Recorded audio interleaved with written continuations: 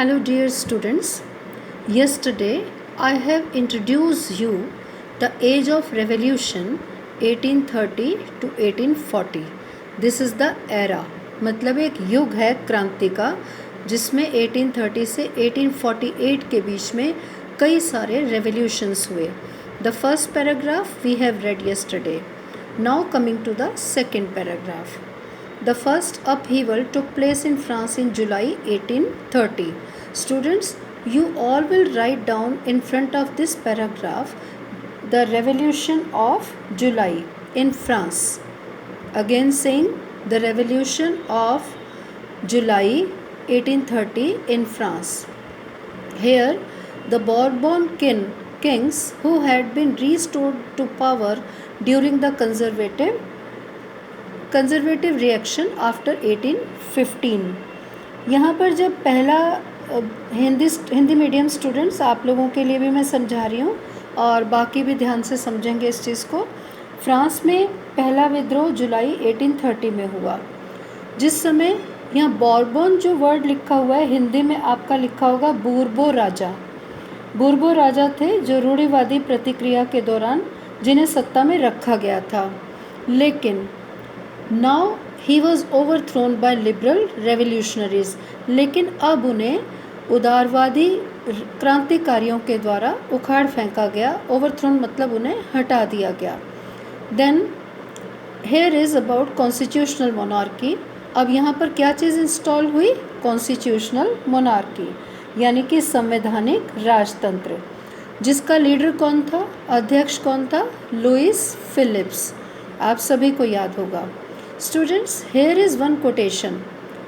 See this, listen this carefully.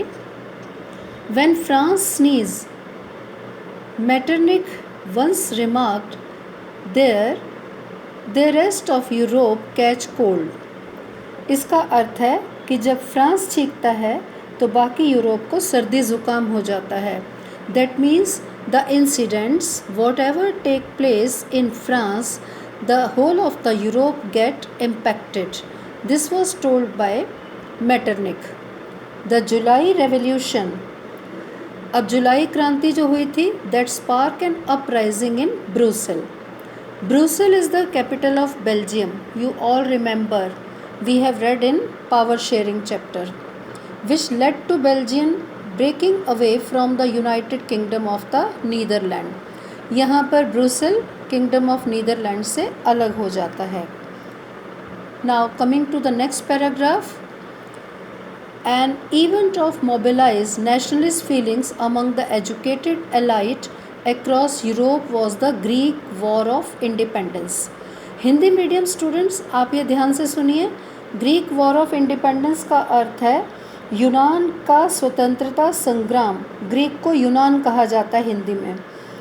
अब ये समय वो था जिस समय ज़्यादातर जितना एजुकेटेड यानी एलाइट वर्ग था. एलाइट कहते हैं the people of the high society. इन लोगों ने हाई सोसाइटी के लोगों की वजह से राष्ट्रीय भावनाओं का संचार हुआ. और ख़ासकर जब ग्रीक वॉर ऑफ इंडिपेंडेंस जो ऑटोमन साम्राज्य का हिस्सा था, वहाँ पर क्रांतिकारी राष्ट्रवाद की उन्नति से यूनानियों का स्वतंत्रता के लिए संघर्ष 1821 में आरंभ हो गया था. The nationalist Greece got support from other Greek living in exile. अब जितने यूनान के राष्ट्रवादी लोग थे उन लोगों को, जो लोग ग्रीक के बाहर रह रहे थे एग्जाइल में, एग्जाइल मतलब जिन्हें देश निकाला पहले दिया जा चुका था, and also from many western Europeans who had sympathized for ancient Greek culture.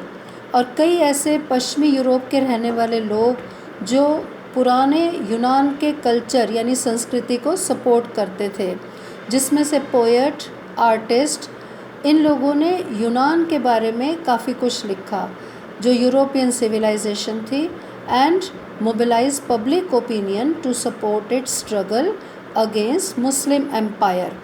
Muslim empire के अगेंस्ट इन्होंने विद्रोह किया.